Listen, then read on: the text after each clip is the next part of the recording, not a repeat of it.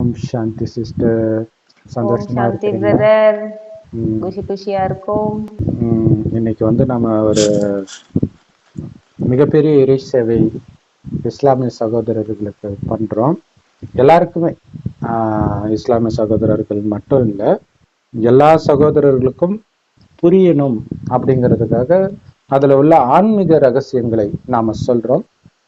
குறிப்பாக இஸ்லாம் அல்லாதவர்களுக்கு புரிய வைக்கிறதா மெயின். ஏன்னா அந்த மாதிரி இஸ்லாம் அல்லாதவர்களுக்கு இஸ்லாமை பற்றி விழிப்புணர்வு ஏற்படுத்துறதுக்காக சில முகாம்கள் இதெல்லாம் போடுறாங்க.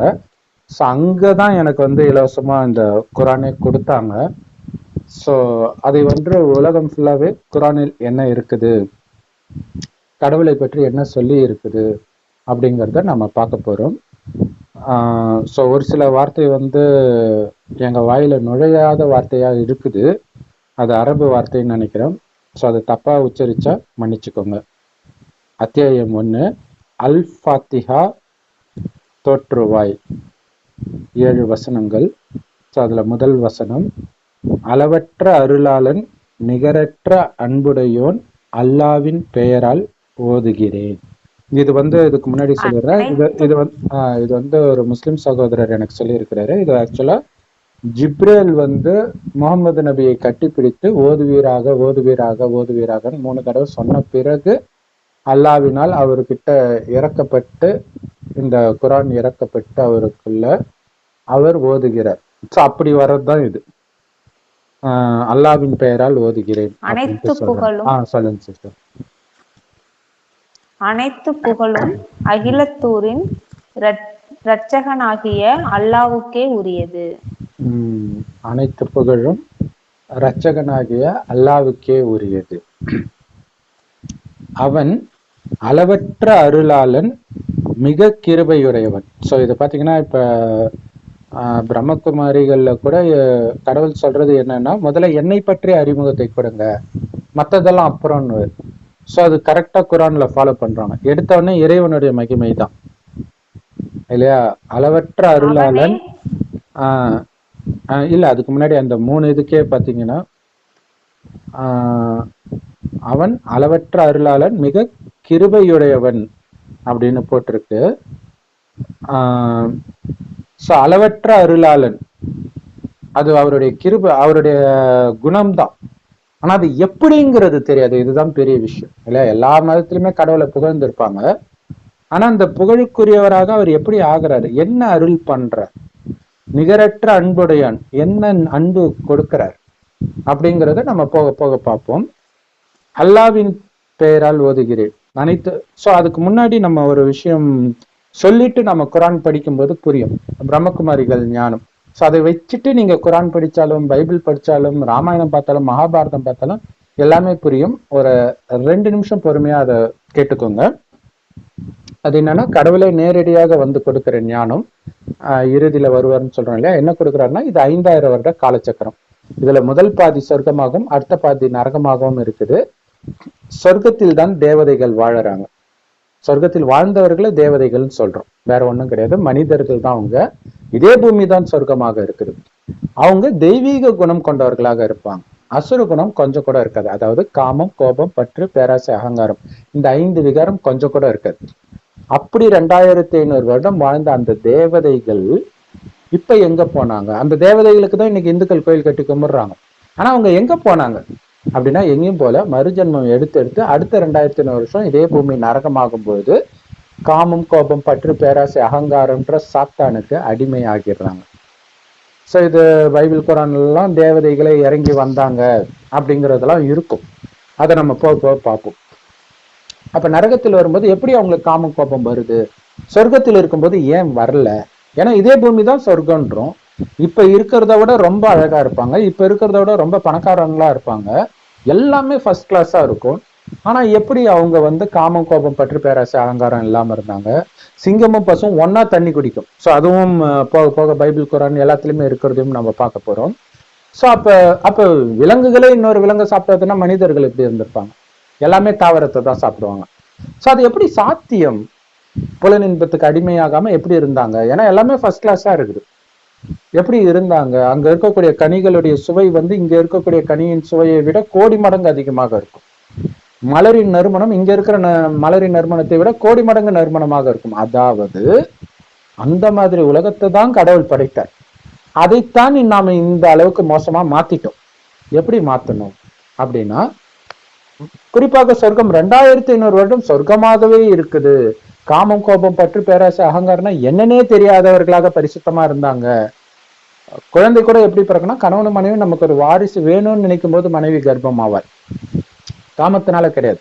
அதனால்தான் சொர்க்கத்துல அல்லாஹ் வந்து உங்களுக்கு பரிசுத்தமான மனைவிகளை கொடுப்பார் அப்படின்னு சொல்லப்பட்டிருக்கும். அப்படின்னா இங்க இருக்கிறவங்க விபச்சாரின்னு தான் அர்த்தம். அப்படின்னா என்ன அர்த்தம்? காமம். அங்க காமம் இல்லாம இருப்பாங்க. ஸோ அதனாலதான் பாத்தீங்கன்னா புனித யாத்திரைன்ட்டு முஸ்லிம்கள் பண்ற மெக்கா யாத்திரையிலும் அந்த யாத்திரையில அவங்க காமத்துல இருக்கக்கூடாது. அங்க இருந்து அந்த ஏரியா விட்டு வெளில வந்த பிறகுதான் காமமே. ஸோ அப்ப அங்க போனாதான் நீங்க சொர்க்கத்துக்கே போக முடியும் அப்படின்னா அப்ப அந்த பிரம்மச்சரிய விரதம் எவ்வளவு முக்கியம் பாருங்க. எல்லா மதத்திலுமே இருக்குது. ஸோ அங்க வந்து பிரம்மச்சரிய விரதம் இருக்க மாட்டாங்க. இயல்பாகவே அவங்களுக்கு காமம்னா என்னன்னே தெரியாது. இப்ப குழந்தைங்களுக்கு தெரியாது இல்ல, அதுவும் இப்ப இருக்கிற குழந்தைங்க கெட்டு போயிட்டாங்க. ஜென்ரலா குழந்தைங்களுக்கு தெரியாது இல்லையா, அந்த மாதிரி இருப்பாங்க. குழந்தைகளை விட பல மடங்கு பரிசுத்தமா இருப்பாங்க. அதனாலதான் இயேசு கூட குழந்தைகள் மாதிரி பரிசுத்தமாகாம சொர்க்கத்துக்கு யாரும் வரமாட்டாங்கன்னு சத்தியமாக சொல்கிறேன் அப்படின்னு சொல்லுவார். அப்படி இருந்ததுக்கு காரணம் என்னன்னா, அங்க இருக்கிறவங்க யாருமே தன்னை அழியக்கூடிய உடம்புன்னு நினைக்க மாட்டாங்க. இதை இயக்கக்கூடிய அழிவற்ற ஆத்மா நான்ற உணர்வுல இருப்பாங்க. அதாவது உயிர், அது புருவமத்தில் நட்சத்திரமா ஜொலிக்கனால்தான் இங்க போட்டு வைக்கிற பழக்கம் இருக்கு. தன்னையும் ஆத்மான்னு உணர்ந்து பிறரையும் ஆத்மான்னு தான் பார்ப்பாங்க. உடலை பார்க்க மாட்டாங்க. ஆத்மா தான் கண்ணு வழியா பார்க்குது, வாய் வழியா பேசுது, கை கால் மூலமாக காரியம் செய்யுதுன்றது சதா அவங்களுக்கு கவனம் இருக்கும். அதனாலதான் அவங்களால வந்து வெளி உலக கவர்ச்சியில மயங்காம இருக்க முடியுது. ஏன்னா ஆத்மாவுடைய உண்மையான குணமே ஆனந்தமும் அமைதியும் தான். ஆத்மாவிலே கவனம் இருக்கிறதுனால அந்த ஆனந்தத்தையும் அமைதியும் நிரந்தரமாக அனுபவம் செய்வாங்க முதல் 2500 வருஷத்துக்கு. எப்படி செல்போன் கொஞ்சம் கொஞ்சமா சார்ஜ் இறங்குமோ அதே மாதிரி ஆத்மாவுக்கும் கொஞ்சம் கொஞ்சமா சார்ஜ் இறங்கும். இறங்கும் போதுதான் நரகத்துல வரும்போது ஆத்மான்னு பார்க்கறதுக்கு பதில் உடல் உணர்வுக்கு வந்துடுறாங்க. உடல் உணர்வுக்கு வரும்பொழுதுதான் காமம், கோபம், பற்று, பேராசை, அகங்காரத்துக்கு வராங்க. புலனின்பத்துக்கு அடிமையாகிறாங்க. அதனால புத்தி மயக்க நிலைக்கு போகுது. சரி எது தவறு எதுன்னு பகுத்தறிகிற சக்தி இழக்கிறான் மனிதன். இங்கதான் மதங்கள் எல்லாம் வருது. நரகத்தில் தான் மதங்கள் வருது. சொர்க்கத்தில் எந்த மதமும் இருக்காது. கடவுளே வணங்க மாட்டாங்க. நாஸ்திகர்கள் கிடையாது. கடவுளை நினைக்க வேண்டிய அவசியம் இல்லாத அளவிற்கு அங்க ஆனந்தம் இருக்கும். துக்கம் வந்தாதானே மனிதன் கடவுளை நினைப்பான். ஸோ நரகத்தில் தான் துக்கம். முதல்ல பாவம் செய்யறான். பாவம் செஞ்சா கண்டிப்பா துக்கம் தொடர்ந்து வந்துடுமே, தண்டனை கிடைச்சிடுமே. அப்ப டக்குன்னு தானாவே அவனுக்கு கடவுளுடைய நினைவு வருது. யாரும் சொல்லி எல்லாம் கொடுக்கல, தானாவே வந்துடும். ஸோ அப்படியே அனைத்தையும் இழக்கிறோம். ஒவ்வொரு மதமா வருது, அது எல்லாமே மனித வழிதான். ஸோ கடைசியில தான் கடவுள் வருகிறார். அதைத்தான் கிறிஸ்தவர்கள் இயேசுவின் 2ஆம் வருகை, இந்துக்கள் கல்கி பகவான்னு சொல்றது. ஆனா கல்கின்றது கிருஷ்ணர் சொல்றாங்க. கிருஷ்ணர் சொர்க்கத்தில் பிறந்த முதல் குழந்தை. ஒரு தடவை தான் கிருஷ்ணர் கிருஷ்ணரா இருப்பார். அடுத்த ஜென்மத்துல அவருக்கு வேற பேர், எல்லாமே மறந்துடும் அவருக்கு. அதே மாதிரிதான் இயேசுவும் 2000 வருஷம் முன்னாடி வந்தாருன்னா அந்த ஒரு ஜென்மம் தான் இயேசு. அடுத்த ஜென்மத்துல அவர் வேற ஏதோ பேர் எடுத்துருப்பார். அவரே மறந்துடுவார் நம்ம இயேசுவா இருந்தோன்றது. அவரே இயேசப்பா இயேசப்பான்ட்டு சர்ச்சில் கும்பிட்டுட்டு இருப்பார். ஸோ இப்ப இந்த கலியுகத்தின் இறுதியில எல்லாரும் கீழான நிலை, கிருஷ்ணரே கீழான நிலை அடைஞ்சிடுவாங்க. அப்ப மதத்தை உருவாக்குனவங்க எல்லாம் கேட்கவே தேவையில்லை. எல்லாரும் மறுஜென்மம் எடுத்துதான் தீருவாங்க. ஆனா பைபிள்லயும் குரான்லயும் மறுஜென்மத்தை பற்றி சொல்லாததுக்கு காரணம் என்னன்னா, அதுல சொல்லப்பட்ட விஷயங்கள் எல்லாம் கலியுகத்தின் இந்த கடைசி 100 வருடம் இறைவன் வந்து நேரடியா ஞானம் கொடுக்கிறார் பாத்தீங்களா, அந்த காலத்தை குறிக்குது. சோ கடைசி ஜென்மம்னா அடுத்த ஜென்மம் கிடையாது இல்லையா, அந்த அர்த்தம். அடுத்த ஜென்மம் நரகத்துல கிடையாது. ஏன்னா அடுத்தது இந்த பூமி மீண்டும் சொர்க்கமாகும். இது வந்து இரவு பகல் மாதிரி சொர்க்கம் நரகம் சொர்க்கம் நரகம் திரும்ப திரும்ப சுத்திக்கிட்டே இருக்கும். கடவுள் சொர்க்கமா படைப்பார், நாம நரகமா மாத்திடுவோம் 5000 வருஷம் கழிச்சு. மீண்டும் சொர்க்கமாக படைக்கிறார். அதற்காக கடவுள் ஞானத்தை கொடுக்கறதுக்காக வர, அவர் கொடுக்கிற ஞானத்தை தான் இதுல நாம சொல்றோம். அந்த கடவுள் அது வரைக்கும் எங்க இருப்பார்னா இந்த இடம், செம்பொன் நிறமான ஒளி உலகம். அந்த கடவுளைத்தான் அல்லான்னு முஸ்லிம்களும், பரமபிதான்னு கிறிஸ்தவர்களும், சிவன் இந்துக்களும் சொல்றது. அவருக்கு மட்டும்தான் மனித வடிவம் கிடையாது. ஆனா வடிவமே கிடையாதுன்னு கிடையாது. வடிவம் இல்லாத ஒரு பொருளே கிடையாது. கடவுளுக்கு வடிவம் இருக்குது, ஆனா பார்க்க முடியாது. அப்படின்னா என்ன அர்த்தம்? அந்த அளவுக்கு நுட்பமான சின்ன ஒளிப்புள்ளியா இருக்கிற. கண்ணுக்கு தெரியாத ஒளி புள்ளி. உண்மையிலே ஆத்மாக்களாகிய நாமும் அவரு கூட தான் இருக்கிறோம். குட்டி குட்டி புள்ளியா இருக்குது பாருங்க. கடவுளும் அதே மாதிரி சின்ன புள்ளி தான், கடவுள் காட்டுறதுக்காக பெருசா வரைஞ்சிருக்கிறோம், அவ்வளவுதான். அதே மாதிரி கடவுளகன்னு காட்டுறதுக்கே நான் பெருசா வரைகிறேன்னா அப்ப பூஜை பண்ணா பெருசா தானே இருக்கணும். அதனாலதான் சிவலிங்கம் அந்த மேல முட்டை ஷேப்ல இருக்குல்ல, அதுதான் கடவுளை குறிக்கிறது. கீழே இருக்கிறது எதை குறிக்குது அப்படின்னா, இறைவன் ஒரு வயோதிகர் உடல்ல வந்து இந்த ஞானத்தை கொடுக்கிறார். எப்படி முகமது உடம்புக்குள்ள ஜிப்ரேல் வரார், ஆனா அவங்க வந்து அவர் கட்டி பிடிச்சிட்டாருன்னு நினைக்கிறாங்க, கிடையாது. உடலுக்குள்ள வந்து அவர் மூலமாக ஞானத்தை கொடுக்கிறார். அதே மாதிரி ஒரு வயோதிகர் உடலுக்குள்ள வந்து சிவபெருமான் இந்த ஞானத்தை கொடுக்கிறார். அந்த வயோதிகருக்கு கடவுள் வைக்கிற பேர் தான் பிரம்மா. பிரம்மா மூலமாக உடல் படைக்கப்படுதுன்னு இந்து மதத்துல சொல்லப்படுது இல்லையா, அது பிரம்மா படைக்கல, பிரம்மா மூலமாக சிவன் ஞானத்தை கொடுக்கிறார். காரணம் அவருக்கு உடம்பு கிடையாது.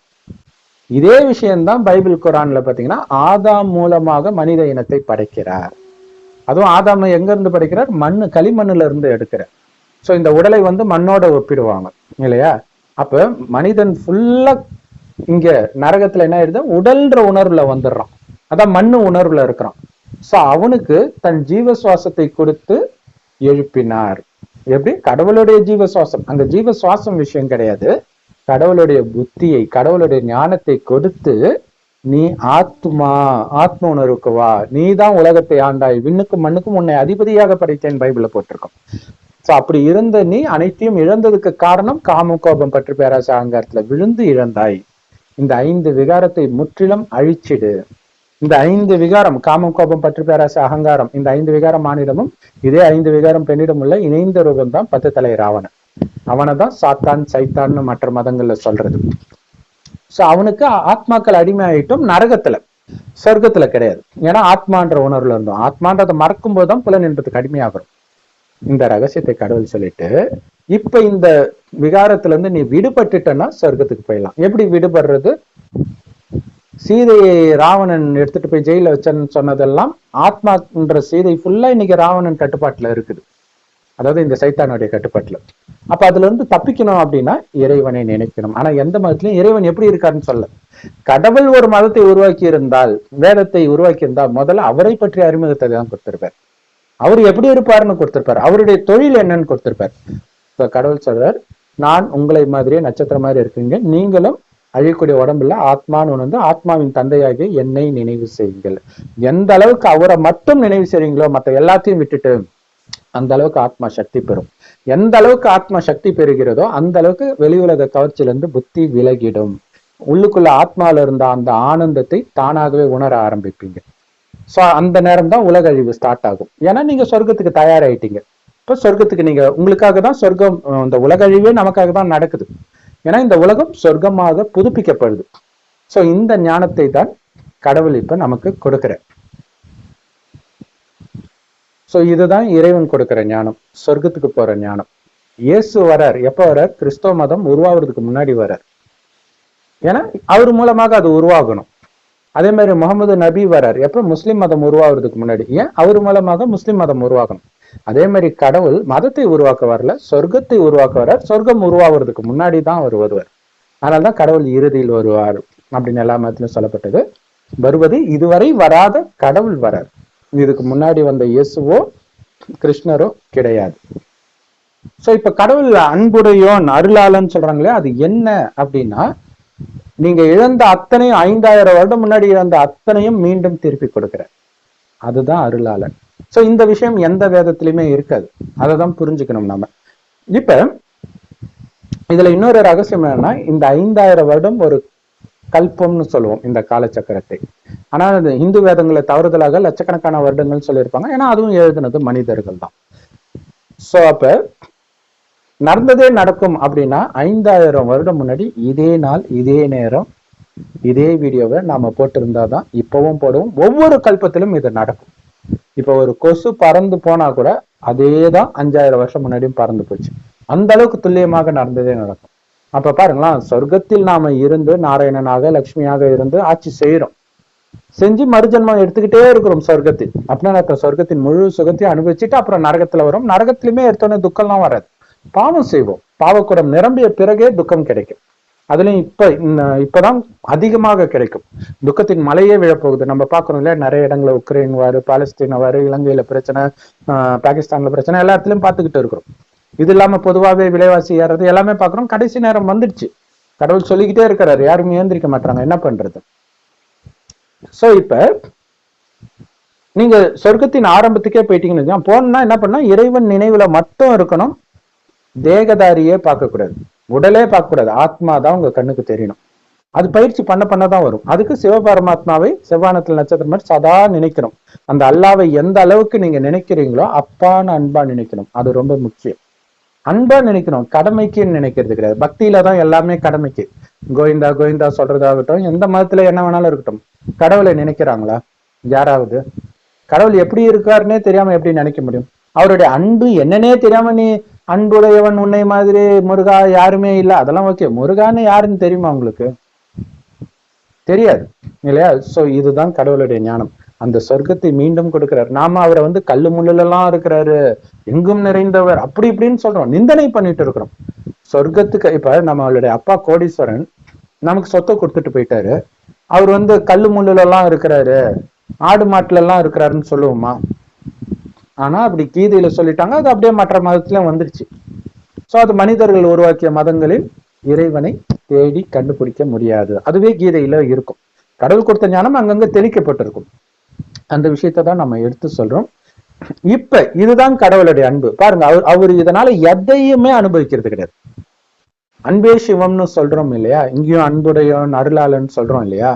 ஏன் அப்படி சொல்றோம்னா, இப்ப நம்ம ஒரு கோடீஸ்வரனுக்கு நீங்க பிறக்குறீங்கன்னு வச்சுக்கோங்களேன், அந்த அப்பா அவரை அனுபவிச்சுட்டு அவரால் எடுத்துட்டு போக முடியாது, விட்டுட்டு தானே போய் ஆகணும். அதை தான் உங்களுக்கு கொடுப்பாரு.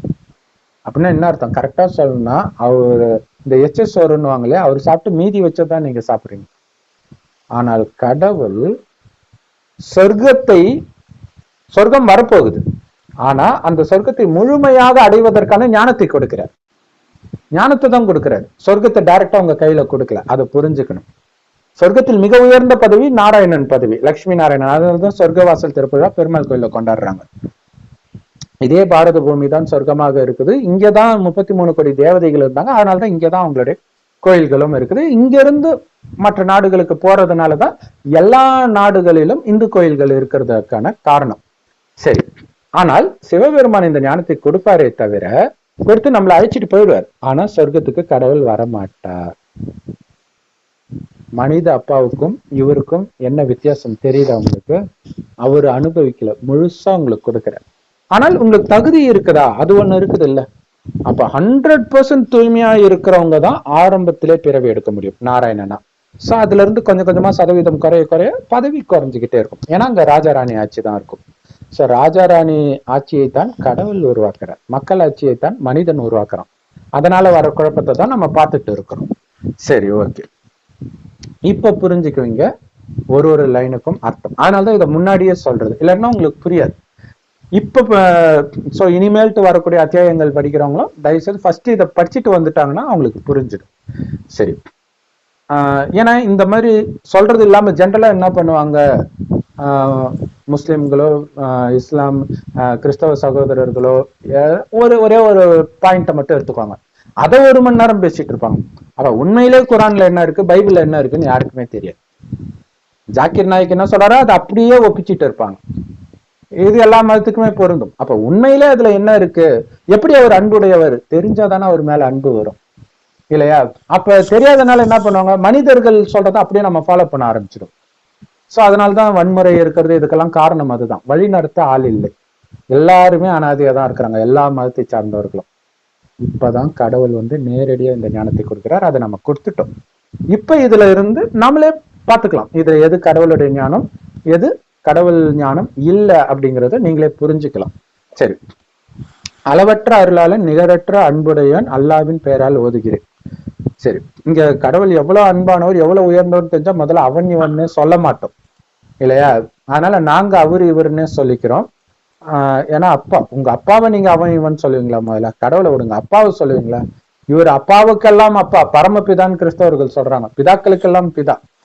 சோ இவங்க கேட்டா அதுக்கு ஒரு விளக்கம் கொடுப்பாங்க, என்ன சொல்றது. சரி, அதுல இருக்கிறது அப்படியே படிக்கிறோம். அனைத்து புகழும் அகிலத்தாரின் இரட்சகனாகிய அல்லாவுக்கே உரியது. அகிலத்தார் உலகத்தில் உள்ளவர்களை காப்பாற்றிய இரட்சகன்னா யாரு? காப்பாற்றியவர். எப்ப காப்பாத்தினாரு? எப்படி காப்பாத்தினார்? பாலஸ்தீன்ல காப்பாத்துறாரா? உக்ரைன்ல காப்பாத்துறாரா?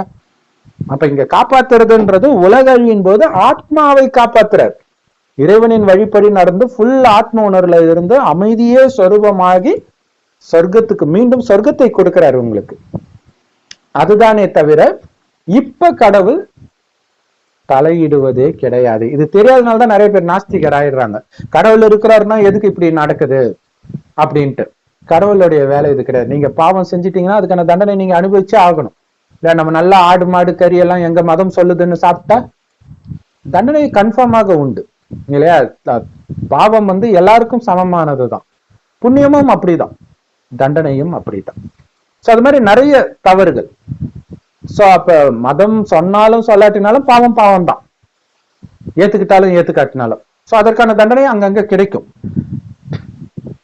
ஆனா அதுல இருந்தெல்லாம் காப்பாத்துறதுக்கு தான் கடவுள் இப்பதான் சொல்றாரு எது ரைட்டு எது தப்பு. நீயே உடம்பு கிடையாது, புலனின்பத்துக்கு அடிமை ஆகுறதுனால்தான் நம்ம விலங்கு சாப்பிடுறோம். எந்த புலனின்பத்துக்கும் அடிமை ஆகாதீங்கன்னு தான் சொல்றேன் இல்லையா? விபச்சாரம் தப்புன்னு எல்லா மதத்திலயும் சொல்லுவாங்க, ஆனா காமம் தப்புன்னு எந்த மதத்திலயும் சொல்றது கிடையாது. ஆனா நீ காமத்தை சுவைச்சிட்டாலே அடுத்தது விபச்சாரம் தான். இயேசு சொல்றாரு, ஒரு பொண்ணை நீ இச்சையா பார்த்தாலே நீ பண்றது விபச்சாரம்ட்டாரு, முடிஞ்சு போச்சு, ஏற்கனவே விபச்சாரம் செஞ்சுட்டேன்ட்டாரு. அப்படி இருக்கும்போது ஒரு பொண்ணு முகத்தை பார்த்தாலே நீ விபச்சாரம் செஞ்சனா, உன்னுடைய மனைவியை நீ நிர்வாணமா பார்த்தன்னா அதுக்கு பேர் விபச்சாரம் கிடையாது. அப்படி நீ நிர்வாணமா பார்த்துட்டனா பிறகு இன்னொரு பொண்ணை நீ எப்படி பார்ப்ப? தானாவே அந்த அந்த கண்ணோட்டத்துலதான் பார்க்க தோணும். அப்ப கண்ணை நீங்க குனிஞ்சிட்டு போனா கூட உங்க மனசு தப்பா தானே இருக்குது. சோ அதுக்குதான் கடவுள் சொல்றார், ஆத்மாவை பார், சகோதரன் சகோதரின்ற உணர்வில் இரு. இந்த ஒரே ஒரு ஜென்மம் மட்டும். அடுத்தது சொர்க்கத்துல கணவன் மனைவி ஆனாலும் அங்க காமம் இருக்காது, ஏன்னா அங்க சாத்தானுக்கே இடம் கிடையாது. சோ இப்படி மாத்துறதுதான் பாதுகாக்கிறது இல்லையா? எப்ப காமத்துல விழ ஆரம்பிச்சாங்களோ இந்த துவாபரயுகத்துல, இந்து மதத்துல இது யுகங்களாக பிரிப்பாங்க. சத்யுகம், திரேதாயுகம், துவாபரயுக, கலியுகம். சத்யுக திரேதாயுகம் ரெண்டும் சொர்க்கம், துவாபரயுக கலியுகம் நரகம். சோ இங்கதான் காமமே வருது. காமம் வரும்போதே கோபம், பற்று, பேராசை, அகங்காரம், சுயநலம் எல்லாமே வந்துடும். இப்ப கூட பாருங்களா, அண்ணன் தம்பி நல்லா இருப்பாங்க, அக்கா தங்கச்சி சந்தோஷமா இருப்பாங்க கல்யாணம் ஆகிற வரைக்கும். கல்யாணம் ஆன உடனே அவ்வளவுதான், குடுமி பிடி சண்டை தான். ஏன்னா காமத்துல விழுந்த உடனே சுயநலம் வந்துடும், புத்தி பேதலிச்சு போயிடும், அப்பா அம்மாவே தூக்கி போட்டு மிதிப்பான். சோ இந்த ரகசியத்தை கடவுள் வெளிப்படுத்துறார். புலனின்பத்துக்கு போயிட்டாலே உனக்கு புத்தி வேலை செய்யாது.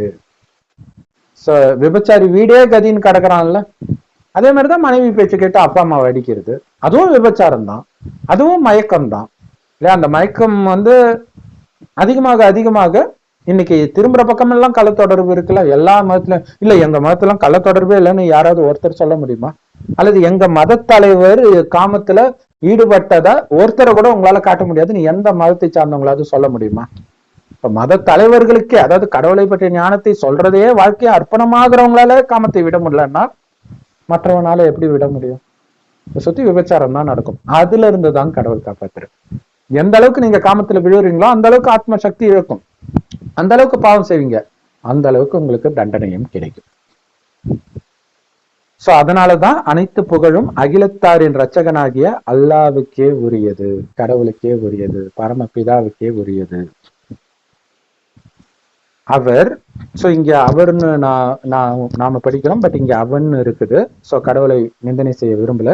பட் இதனால கடவுள் ஒண்ணும் கோச்சிக்க போறது கிடையாது. ஏன்னா காமம், கோபம், பற்று, பேராசை, அகங்காரம் அதுல விழும்போதுதான் கடவுளுக்கு நாம உண்மையிலே நிந்தனை பண்றோம். ஏன்னா கடவுளுடைய வழியை விட்டு சாத்தானுடைய வழிப்படி போறோம்.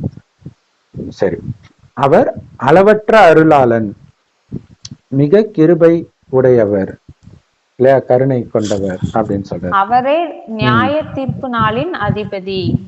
அவரே நியாய தீர்ப்பு நாளின் அதிபதி. கரெக்ட். இப்ப கடைசி நேரம் இப்பதான் நடந்துட்டு இருக்குது இல்லையா? ஆனால் அவர் தண்டனை கொடுக்கறது கிடையாது. கொடுத்தா அவர் அன்பானவர்ன்ற வார்த்தை பொருந்தாது, அது தானாகவே நடக்கும். அதுதான் கர்மத்தின் விதின்னு சொல்றோம் இல்லையா? பாவம் செய்தா அது சாத்தானுடைய வேலை. உங்களை பாவம் செய்ய வைக்கிறதும் தண்டனை கொடுக்கறதும் சாத்தானுடைய வேலை, கடவுளுடைய வேலை கிடையாது. ஆனா நிறைய பேர் அப்படி நினைச்சுக்கிட்டாங்க. சர்ச்சுக்கெல்லாம் போனீங்கன்னா கடவுளை எப்படி தெரியுமா வேண்டுவாங்க?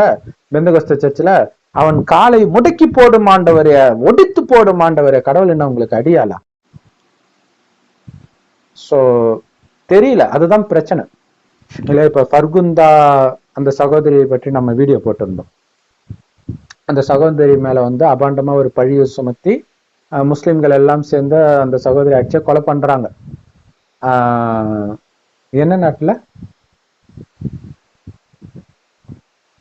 காபுல், ஆப்கானிஸ்தான்ல. எப்படி அடிக்கிறாங்க? அல்லாஹு அக்பர் அல்லாஹு அக்பர்னு சொல்லிக்கிட்டு அடிக்கிறாங்க. இதை விட கடவுளுக்கு என்ன நிந்தனை பண்ண முடியும்? கடவுள் பெரியவன் அர்த்தம். கடவுள் பெரியவன், கொலையா பண்ண சொல்றாரு. சோ அப்ப அனாதைகளா இருக்கிறாங்க எல்லாரும். இதோட உண்மையான அர்த்தம் என்னன்னு தெரியாம. சரி, சோ தீர்ப்பு நாளின் அதிபதி அப்படிங்கிறது வந்து உங்களுக்கு காட்சி கிடைக்கும். நீங்க செய்த பாவம் எல்லாம், இது குரான்ல பின்னாடி வரும், காட்சியாக கிடைக்கும். ஆனா குரான்ல வந்து இப்படி பேப்பரா தொங்க விட்டுருப்பாரு அப்படின்னு போட்டிருப்பாங்க. அப்படி கிடையாது, மாலை எல்லாம் போட்டிருக்காது. உங்களுக்கு காட்சியே கிடைக்கும் என்னென்ன பாவம் செஞ்சீங்க. இப்ப கனவுல நமக்கு வருது இல்ல, கனவுல மோசமான கனவு வரும்போது என்னடா இவ்வளவு மோசமாலமா நம்ம இருந்தோம் அப்படின்னு தோணும்ல. ஏதோ ஒரு ஜென்மத்தில் நீங்க செஞ்சது. இந்த மாதிரி உங்களுக்கு காட்சி கிடைக்கும். எப்ப தெரியுமா கிடைக்கும்?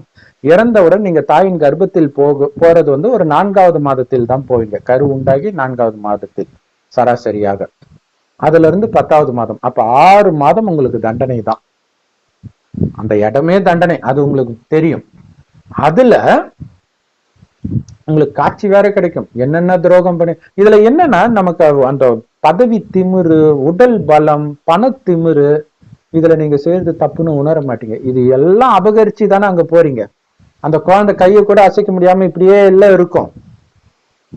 அப்ப அந்த அகங்காரம் இருக்காது. அப்ப துடிப்பீங்க, நம்ம எவ்வளவு ஆட்டம் ஆடணும்ட்டு கதறுவீங்க. அந்த கதறதுதான், கடவுளே என்னை விட்டுருன்னு கதறதுதான் கை காலை உதறி அழுவுறது உள்ள. வெளியில அப்பா அம்மா அப்படியே வயிற்ற தொட்டுட்டு குழந்தை எட்டி ஒதுக்குதுன்ட்டு சந்தோஷப்படுவாங்க. ஆனா உள்ள அங்க நரக வேதனை அதை அனுபவிச்சுட்டு இருக்கு. அந்த வலியோட தான் அது வெளியில அழுதுகிட்டே வந்து பிறக்குது. காரணம் இல்லாம அழுவாங்களா யாராவது? உள்ள அந்த அளவுக்கு அடி வாங்கிட்டு வருது. சோ இப்ப அடிக்கடி அபார்ஷன் ஆகுது இல்ல, ஏன்னா அவ்வளவு பாவம் செஞ்சிருக்கிறாங்க. 6 மாசம் தண்டனை பத்தல, மறுபடியும் இன்னொரு கர்ப்பத்துக்கு போய் பிறக்கிறது. சோ இப்படி தண்டனை அதிகமாயிட்டே இருக்குது. சோ அந்த நியாய தீர்ப்பு நாளின் அதிபதி, இது வந்து தானாகவே நடக்குது. இது கடவுள் வந்து பண்றதுல, இந்த நாடகத்தில் அப்படி நிச்சயிக்கப்பட்டிருக்குது. ஏன்னா அப்படி கடவுள் பண்றாருன்னா அந்த அன்பு, கருணை, இந்த வார்த்தை கடவுளுக்கு பொருந்தாம போயிடும். ஏன்னா கடவுள் மன்னிக்கிறவர் தான். மன்னிச்சுதான் நம்ம இவ்வளோ பாவம் பண்ணியும் நமக்கு இந்த ஞானத்தை கொடுத்துக்கிட்டே இருக்கிறார் தினம் தினம். பைபிள் எழுதிட்டு படிச்சுக்குப்பா, குரான் எழுதிட்டு படிச்சுக்குப்பா, கீதை எழுதிட்டு படிச்சுக்குப்பா கிடையாது, கொடுத்துக்கிட்டே இருக்கிறார் ஞானம். தினம் தினம் வந்துகிட்டே இருக்குது. இப்ப நீங்க பிரம்மகுமாரிகள் ராஜயோக தியான நிலையத்துக்கு போனீங்கன்னா உங்களுக்கு தெரியும், கதை வடிவம்லாம் கிடையாது, ஸ்ட்ரைட்டா பேசுவார். முரளின்ட்டு நம்ம வீடியோ போடுறோம், அதை நீங்க படிச்சீங்கன்னா உங்களுக்கு தெரியும். நம்ம படிக்கிறது கேட்கும் போதும் உங்களுக்கு புரியும். சரி, படிங்க சிஸ்டர். சரி. எங்கள் இரட்சகா, உன்னையே நாங்கள் வணங்குகிறோம், உன்னிடமே நாங்கள் உதவியும் தேடுகிறோம். சோ இது வந்து பக்தி மார்க்கம். இது வந்து பக்தி மார்க்கம். வணங்குறது, உதவி கேட்கறது, இதெல்லாம் பக்தி மார்க்கம். பக்தி மார்க்கம்ன்றது நரகத்துல துக்கம் வரும்போது கடவுளை தேடி ஒவ்வொரு மதத்தையும் உருவாக்குறது. சொர்க்கத்துல யாரும் கடவுளை வணங்கவே மாட்டோம், ஏற்கனவே சொன்னோம் இல்லையா, அதை பற்றி சிந்தனையே இல்லாமல் இருக்கும். இப்ப இறைவன் வந்து சொல்றாரு, வணங்காத எனக்கு கை காலெல்லாம் கிடையாது, எங்க வணங்குவ? உலகத்தின் அதிபதி, கடவுளுடைய குழந்தை நீ, யாருக்கிட்டையும் எதையும் கேட்கக்கூடாது, என்கிட்ட கூட கேட்கக்கூடாதுன்ற. உன்னை நான் அதிபதி ஆக்குறதுக்கு வந்திருக்கிறேன், நீ பிச்சைக்கார மாதிரி கையேந்தி என்கிட்டே நிக்காதன்ற. ஏன்னா உன்னை நான் ராஜாவா ஆக்க வந்திருக்கிறேன்ற. உன்னை கேட்காமலே எல்லாம் கொடுக்கப்படும். ஆனா பைபிள் என்ன போட்டிருக்கோம்? தட்டுங்கள் திறக்கப்படும், கேளுங்கள் கொடுக்கப்படும். இறைவனுக்கு நேரெதிரான ஞானம், அது கடவுளுடைய ஞானம் கிடையாது. எதையும் கேட்காமலே இந்த ஞானம்லாம் நீங்க நமக்கு தெரியுமா? முதல்ல ஜஸ்ட் ஒரு படத்திலே ஃபுல் ஞானத்தை கொடுத்துட்டாரு. நீங்க எல்லா மத வேத புஸ்தகங்களும் படிச்சாலும் இதை உங்களால எல்லாத்தையும் சேர்த்தாலும் உங்களால புரிஞ்சுக்க முடியாது. ஆனால் இந்த ஞானத்தை தெரிஞ்சுக்கிட்டு நீங்க குரான் படிங்க, பைபிள் படிங்க, ராமாயணம் படிங்க, அப்படி டக்கு டக்குன்னு இதான் அர்த்தம்னு சொல்றீங்க. சோ அதனால கடவுள் சொல்றாரு, என்கிட்ட கருணை கேட்காத, உனக்கு நான் வழி சொல்லிட்டேன். ஆத்மான்னு வந்து சிவபரமாத்மாவை நினைவு பண்ணிக்கிட்டே இரு, எல்லோரையும் ஆத்மான்னு பாரு, உலகம் அழிய போது பார்த்தும் பார்க்காம கேட்டும் கேட்காம இரு இந்த கலியுகத்தின் விஷயங்கள்ன்றார். இதை அப்படியே ஃபாலோ பண்ணீங்கன்னா அதுதான் நீங்க உங்களுக்கு செய்யற மிகப்பெரிய உதவி. அதுல அலட்சியமா இருக்கும்போது இதுக்கு முன்னாடி செஞ்ச பாவத்துக்கான தண்டனையில போய் சிக்கிக்குவீங்க. காமத்தினால இதுக்கு முன்னாடி ஜென்மங்கள்ல நீங்க ராஜாவா இருந்து செஞ்ச அட்டூழியத்துக்கெல்லாம் தண்டனை இப்பவும் காமத்துல விழும்போதுதான் வரும் இல்லையா? கள்ளத்தொடர்புனால வெட்டு குத்துன்னு எல்லாம் போகுது இல்ல, அவன் அந்த ஒரு செகண்ட் தன்னுடைய ஆத்மாவை கண்ட்ரோல் பண்ற இந்த வித்தையை மட்டும் தெரிஞ்சிருந்தானா தப்பிச்சிடுவான். அப்படி காப்பாத்துறதுக்கு வந்திருக்காரு. இப்ப கடவுள் ஆசிரியராகி சொல்லி கொடுக்கிறார். டீச்சர் கிட்ட நீங்க கெஞ்சினீங்கன்னா உதவி கேட்டீங்கன்னா பாஸ் ஆயிடுவீங்களா? நீங்க அவர் சொல்லி கொடுக்கறது தான் அவருடைய வேலை, நீங்க தான் படிக்கணும். அதே மாதிரிதான் இங்க கடவுள் கொடுக்கிற ஞானத்தை நீங்க தான் அப்ளை பண்ணணும். சோ அதனால இது பக்தி மார்க்கத்துல அப்படி சொல்லி இருக்கிறாங்க. பட் கடவுளுடைய ஞானத்தையும் நாம சொல்றோம். சொல்லுங்க. நீ எங்களை நேரான வழியில் நடத்துவாயாக. கடவுள் நேரான வழியில் வழியில் நடத்துவாயாக. சரி, அதுக்கு முன்னாடி நீ எங்களை நேரான வழியில் நடத்துவாயாக அப்படின்னா என்ன அர்த்தம்? நேரான வழி எங்களுக்கு தெரியல, இது வரைக்கும் நாங்க போனதெல்லாம் குறுக்கான வழி. ஏன் குறுக்கான வழின்றத விட தவறான வழி? ஏன்னா வழி நடத்தியவர்கள் மனிதர்கள், மத ஸ்தாபகர்கள், கடவுள் கிடையாது. சோ இப்ப இதுல சொல்றதெல்லாம் இப்ப கடவுள், அப்ப கடவுளுடைய வழிதான் நேர் வழி கொடுக்கிறது, அது அவரு தான் வந்து கொடுக்க முடியும். மற்றபடி மதஸ்தாபகர்களுக்கும் கடவுளுக்கும் சம்பந்தம் கிடையாது. அவங்க யார் அப்படின்னா, இப்ப உதாரணத்துக்கு இயேசு உடம்புல வந்த கிறிஸ்து, இயேசு உடம்புல வந்த பரிசுத்தாவின்றாங்களே, அதுக்கு பேர் தான் கிறிஸ்து. அவங்க ரெண்டுத்தையும் சேர்த்து இயேசு கிறிஸ்துன்னு சொல்லிடுறாங்க.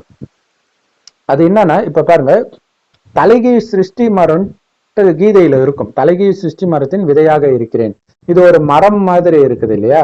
இந்த மரத்தின் மேல வேறு, அதுல விதையாக இறைவன் இருக்கிறார். ஆனா எந்த கீதை உபன்யாசம் பண்றவங்களுக்கும் இது தெரியாது. இப்ப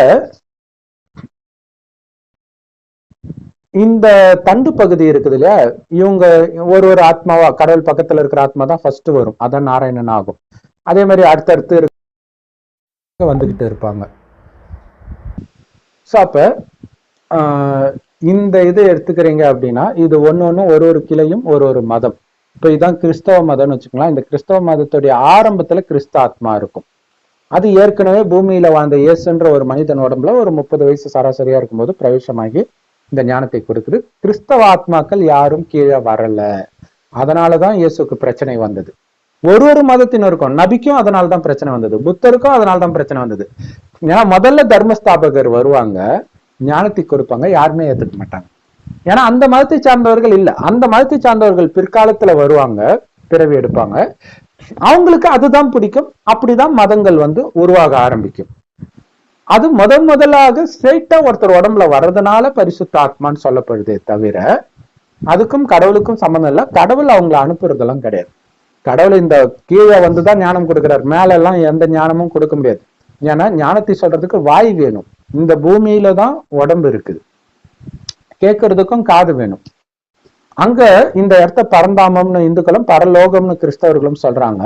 இந்த இடத்துல உடல் இல்லாம நாம இருப்போம். பேசுறதுக்கு சிவனுக்கு வாயும் இருக்காது, கேட்கறதுக்கு நமக்கு காதும் இருக்காது. அங்க நம்ம இருக்கிறோன்ற உணர்வே இல்லாம இருப்போம். அதை புரிஞ்சுக்கணும். அதனால கடவுள் அங்க ஞானத்தை கொடுத்தெல்லாம் அனுப்பல. கலியுகத்தின் இறுதியில இப்ப நம்ம ஞானத்தை கேட்கிறவங்க பிரம்மகுமாரி ஆகுறாங்க, அவங்க சொர்க்கத்துக்கு வருவாங்க. மத ஸ்தாபகர்கள்லாம் கடைசியில தான் வருவாங்க. இப்ப உடனே வந்துட மாட்டாங்க. இப்ப கன்னிகாஸ்திரியை கூப்பிட்டா உடனே எடுத்துக்குவாங்களா? ஏத்துக்க மாட்டாங்க. நல்லா இருக்குன்னு சொல்லிட்டு போயிடுவாங்க, அவ்வளவுதான். ஆனா கடைசியில உலக அழியும் போது ஏசப்பா ஏசப்பான்னு கூப்பிட்டு எல்லாம் பார்ப்பாங்க. எல்லா மதத்துடைய தொழுகையாகட்டும், உருண்டு பெறல்றது, கோவிந்தா கோவிந்தா எல்லாம் சொல்லி பார்ப்பாங்க, ஒன்னும் வேலைக்கு ஆகாது. அப்ப அவங்க யாரை கடவுளாக நினைக்கிறாங்களோ அவங்களுடைய காட்சி நம்ம மூலமாக கிடைக்கும். உதாரணத்துக்கு ஒரு கிறிஸ்தவர் இருக்கிறாருன்னா நம்ம இயேசுவாக அவங்களுக்கு தெரியும். அது காட்சி தான், அது காட்டுறது கடவுள். அப்ப கடவுளை நினைங்கன்னு போது அவங்க நினைப்பாங்க. ஏன்னா அவங்கவுங்க மதஸ்தாபகர் சொன்னாதானே அவங்க நினைப்பாங்க. சோ இந்த மாதிரி எல்லாம் நடக்கும். அப்ப அதுதான் சொல்றாரு, கடவுள் தான் நேரான வழியை கொடுக்கிறாரு. ஆனா கொடுக்கும்போது ஏத்துக்கிட்டா தானே உண்டு, ஏத்துக்கலையே. கடைசி நேரத்துல இந்து மதத்துல சொல்லுவாங்க, சாகும்போது சங்கரா சங்கரான்னு சொல்லி என்ன பிரயோஜனம்? சோ எல்லா மதத்திலும் பெரும்பான்மையானவர்களுடைய நிலை கடைசியில அப்படிதான் இருக்கும். சோ நேர்வழி நடத்துவீராக அப்படின்னாலே இதுவரைக்கும் நடக்கிறது நேர்வழி கிடையாது. அல்லாஹ் மட்டும்தான் நேர்வழியில நடத்த முடியும். அவரு நேரடியா அவரே வந்து சொல்லுவார், மதஸ்தாபகர் மூலமாக சொல்றது கிடையாது. சோ அதை புரிஞ்சுக்கணும். எவர்களின் மீது நீ அருள் புரிந்தாயோ அத்தகையோரின் வழியில் நடத்துவாயாக. அது உன் கோபத்திற்குள்ளானவர்கள் யூதர்களின் வழியல்ல, அன்றியும் பலிகேடர்களான கிறிஸ்துவர்களின் வழியும் அல்ல. அடுத்து வந்த எல்லா மதத்துக்குமே இது பொருந்தும் இல்லையா? கிறிஸ்டியன்ஸ்க்கு மட்டும் இல்ல, முஸ்லிமா இருக்கட்டும், ஜெயின மதமா இருக்கட்டும், சீக்கிய மதமா இருக்கட்டும், எதுவா வேணாலும் இருக்கட்டும், எதுவுமே கடவுளுடைய வழி இல்ல. கடவுள் அவரா வரும்போதுதான் கொடுக்கிறார். சோ அதை புரிஞ்சுக்கணும்.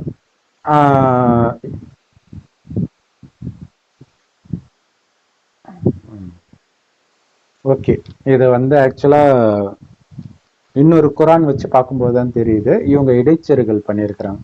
எப்படி மற்ற மதத்தின் மீது வன்மத்தை கக்கி இருக்கிறாங்க பாருங்க. பிராக்கெட்ல இவங்களே அதுல எப்படி போட்டிருக்குன்னா, எங்களை நீ நேர்வழியில் நடத்துவாயாக, எவர்களின் மீது நீ அருள் புரிந்தாயோ அத்தகையோரின் வழியில் நடத்துவாயாகன்னு பிராக்கெட்ல போட்டிருக்கிறாங்க. கோபத்துக்குள்ளானோர் வழியும் அல்ல மற்றும் வழி தவறியோர் வழியும் அல்ல, அப்படிதான் போட்டிருக்குது ஒரிஜினலா. ஆனா இவங்க பிராக்கெட்ல என்ன சேர்த்துக்கிட்டாங்கன்னா, கோபத்திற்குள்ளானவர்கள் ஒண்ணு யூதர்களை போட்டுக்கிட்டாங்க.